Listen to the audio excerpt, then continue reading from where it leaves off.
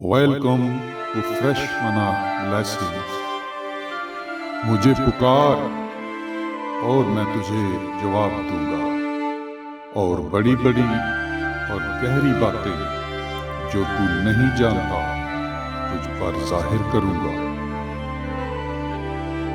محترم ناظرین، خداوند کے قدوس نام میں آپ کی سلامتی ہو۔ میں آپ کا مشکور ہوں کہ آپ میری ویڈیو کو دیکھنے کے لیے، پیغامات کو سننے کے لیے وقت نکالتے ہیں۔ خداوند آپ کو یہاں سے اپنا کلام سکھائے اور برکت بخشے، آپ کے ایمان میں ترقی ہو، خدا کے کلام پر آپ کے توکل اور ایمان میں ترقی اور سربلندی آئے۔ تو میرا مقصد بھی یہی ہے کہ خدا کے کلام کی سچائی اور حقانیت کو لوگوں کے سامنے لایا جائے، تاکہ خدا کی سچائی پر، خدا کے کلام کی سچائی پر لوگوں کا ایمان ترقی کرے۔ تو ایک دو روز پہلے آپ نے پیغام سنا ہوگا پہلے دن کے تعلق سے، تو آج میں بیان کرنے لگا ہوں کہ جو چوتھے دن کا کہا گیا کہ سورج اور چاند چوتھے دن بنائے گئے، ستارے چوتھے دن بنائے گئے، تو اب اس پر سائنسی تحقیق کرنے والوں نے ہمیشہ کچھ عجیب محسوس کیا، اور بھی عجیب بات یہ ہے کہ سائنسدانوں نے شروع سے یہ کوشش کی ہے، ایسی تحقیقات اور ایسی تھیوریز سامنے لاتے رہے ہیں کہ جس سے نظر یہ آتا تھا کہ ان کی کوشش یہ ہے کہ وہ کسی طرح کلام مقدس کے بیانات کو غلط ثابت کر سکیں۔ مثال کے طور پر جیسے کریشن کے ہی 6 دن ہیں، تو وہ انہوں نے ہمیشہ اس پر یہ کہا نہیں 6 دن میں، ایک دن میں اتنا کچھ کیسے بن سکتا ہے؟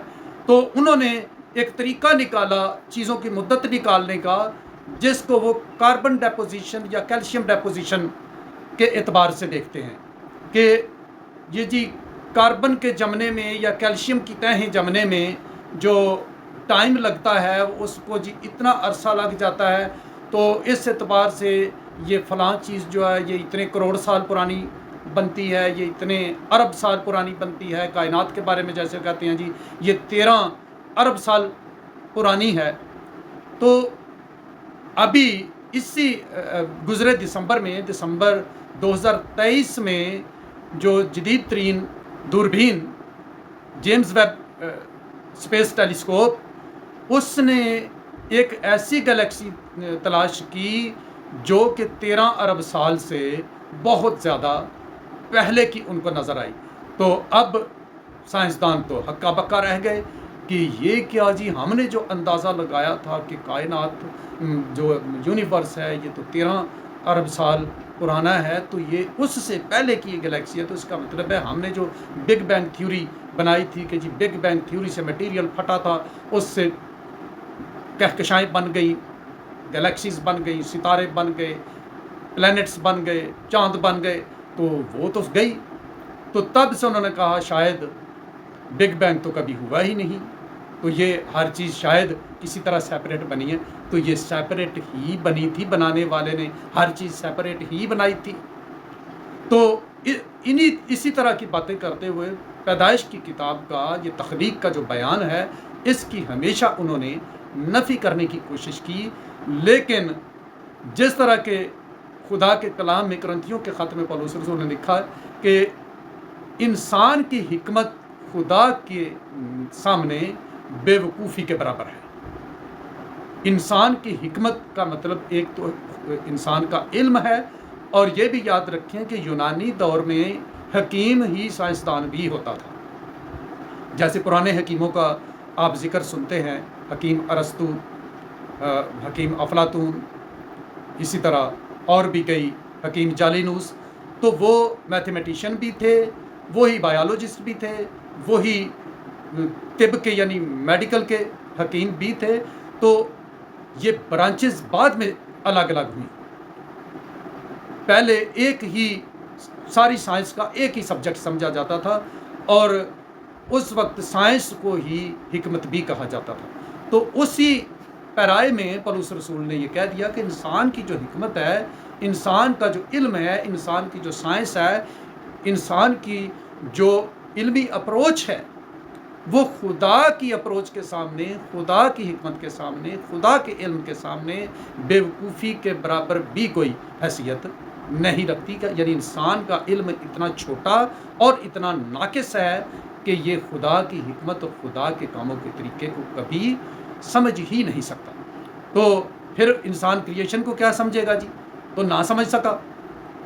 तो और भी कई फिर इस तरह डिफरेंट थ्योरीज आती गई। तो वो थ्योरीज पर इस वक्त मैं बात नहीं करने जा रहा। इस वक्त मैं सिर्फ सूरज और ज़मीन पर बात करने जा रहा हूँ, क्योंकि यहाँ पर उन्होंने, साइंसदानों ने हमेशा ये कहा, और उनकी जिस बात का लोगों ने यकीन किया, वो लोग भी ये कहते रहे, मसीही कहलाने वाले लोग भी ये कहते और समझते रहे कि सूरज के बगैर फिर ज़मीन कैसे घूम सकती थी, इस पर दिन और रात कैसे बन सकते थे, क्योंकि जो सोलर सिस्टम का जो स्ट्रक्चर साइंसदानों ने शुरू से बयान किया 19वीं सदी से लेकर, तो स्ट्रक्चर जो बयान किया कि जी सूरज जो है वो सेंटर में है, और जिस तरह हम रस्सी से बांध कर किसी चीज़ को सर्कल में घुमाते हैं, तो इसी तरह सूरज की ग्रेविटी के सबब सारे प्लैनेट्स जो हैं वो उसके गिर्द घूम रहे हैं। साथ में उनके ये एनिमेशन भी आपको दिखा रहा हूँ कि ये तस्वुर था। तो समझा ये गया कि सूरज की ग्रेविटी ने ही इनको आपस में बांध रखा है।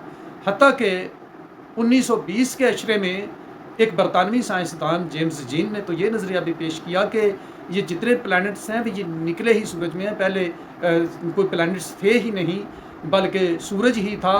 तो एक आवारा फिरता हुआ सितारा इसके पास से गुज़रा, और उसकी ग्रेविटी की कशिश की वजह से सूरज पर से एक बहुत बड़ी मटेरियल की, जलते हुए पिघले हुए मटेरियल की लहर उठी, और वो सितारा तो आगे गुजर गया, तो वो लहर उसका पीछा करते करते खला में बिखर गई, और बाद में उसने सूरज की ग्रेविटी की वजह से सूरज के गिर्द घूमना शुरू कर दिया, और वो प्लैनेट्स बन गए। जब ये भी खुदा के कलाम के तख्लीक के बयान की नफ़ी थी। बाद में साइंसदानों ने उसकी इस थ्योरी को रद्द कर दिया। तो ऐसे ही और भी साइंस के नज़रियात आते रहे हैं जो कि कलाम की नफ़ी करने की कोशिश करते हैं, लेकिन खुदा का कलाम हमेशा सच ही साबित हुआ है। तो पतरस रसूल ने भी पुराने अहदनामे से, यसाया नबी के सहीफे से हवाला कोट किया कि इंसान घास की मानद है।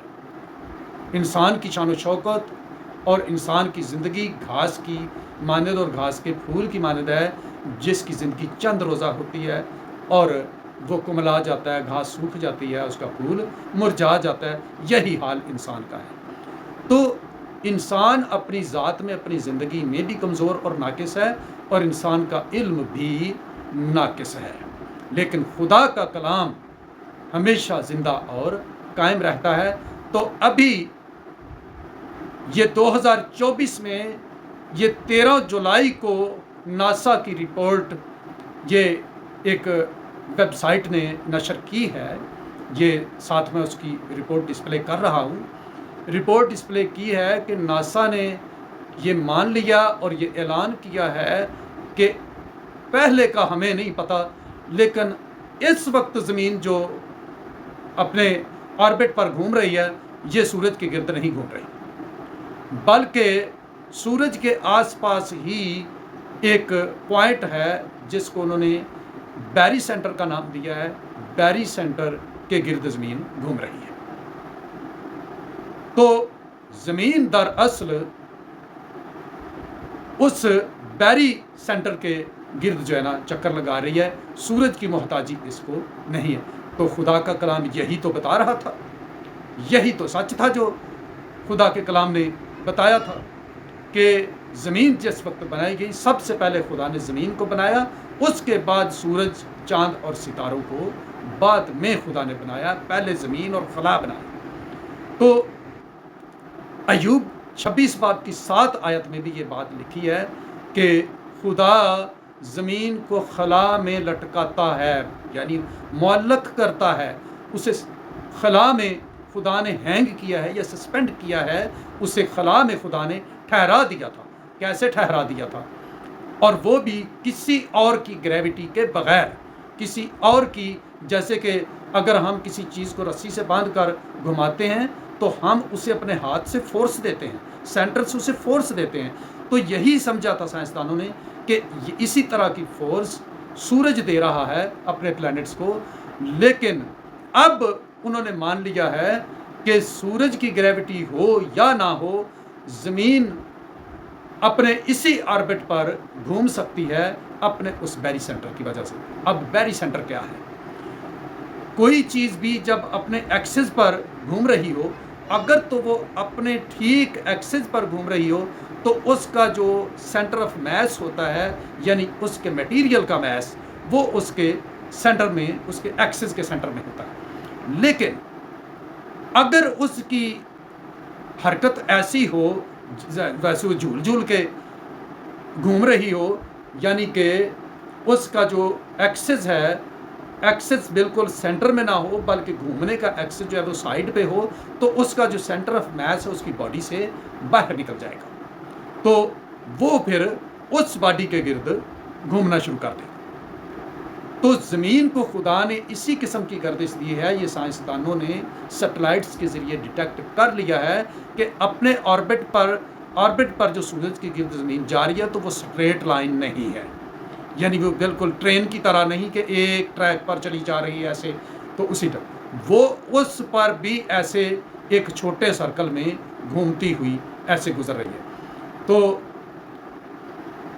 ये क्या हो रहा है? ये उसकी अपनी ग्रेविटी पैदा करने के लिए है। जिस वक्त स्पेस में गए हुए साइंटिस्ट वापस ज़मीन पर आते हैं, तो जिस किसी सैटेलाइट में वो वापस आते हैं या जिस किसी स्पेसशिप में वो वापस आते हैं, अगर वो अपनी रफ्तार से, क्योंकि उसकी ऊपर जाने की रफ्तार 40,000 किलोमीटर से अबव होती है, तकरीबन 60 तक 50 से 60,000 किलोमीटर पर मिनट होती है, तो इतनी हाई स्पीड से अगर वो नीचे आएगा तो वो तो ज़मीन से टकरा कर पाश पाश हो जाएगा। ज़मीन से क्या टकराएगा? ज़मीन ही उसे 10 मीटर्स पर सेकंड की रफ्तार से अपनी तरफ, अगर वो उसके इंजन बंद भी कर दें तो उसे खुद ज़मीन की तरफ गिरने दें, तो वो 10 मीटर्स पर सेकंड की रफ्तार से ज़मीन की तरफ आएगा। तो ज़मीन पर गिर कर टूटना, पाश पाश होना तो दूर की बात, वो तो हवा में ही वो जल कर राख हो जाएगा, उसका वजूद ज़मीन तक पहुंच ही ना पाएगा। तो वो क्या करते हैं जी, फिर उन साइंसदानों को भी और उस स्पेसशिप को भी बचाने के लिए उसे इसी तरह गोल हरकत में ऐसे तेज़ी के साथ उसे घुमाया जाता है। इससे उसकी अपनी एक ग्रेविटी बन जाती है। तो जब उसकी अपनी ग्रेविटी बन जाती है तो वो ज़मीन की ग्रेविटी पर हावी हो जाती है। फिर ज़मीन की ग्रेविटी उसे 10 मीटर्स पर सेकंड की रफ्तार से नीचे नहीं खींच सकती, क्योंकि उनके ग्रेविटी के पोल्स एक दूसरे को एक्सपेल करने लग जाते हैं। तो वो फिर आहिस्ता रफ्तार से नीचे आती है, जिससे वो स्पेसशिप भी रैक नहीं होता, वो टूटता नहीं, पाश पाश नहीं होता, और साइंसदानों की ज़िंदगी भी बच जाती है। तो सेम यही काम जो साइंसदानों को बाद में समझ आया कि अगर किसी चीज़ को एक्सेस पर घुमा दिया जाए तो उसकी अपनी ग्रेविटी बन जाएगी।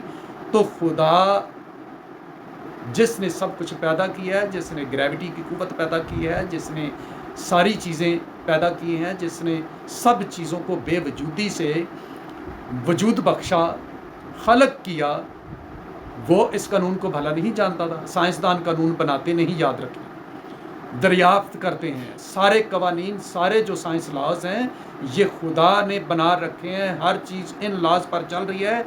साइंटिस्ट सिर्फ उसको दरियाफ्त करते हैं, इन्वेस्टिगेट करते हैं, मालूम करते हैं, तलाश करते हैं। तो ये भी जो अपने ऑर्बिट पर भी इस तरह चक्कर लगाते हुए ज़मीन अपनी ग्रेविटी बना रही थी, और इसकी ग्रेविटी चूँकि इसकी جو اپنے ایکسس پر گھومنے کی جو موشن تھی وہ بالکل سینٹر پر نہیں گھوم رہی تھی، وہ ایک سائڈ پر تھی، تو سائڈ پر ہونے کی وجہ سے اس طرح وہ جھولتی ہوئی موو کر رہی تھی۔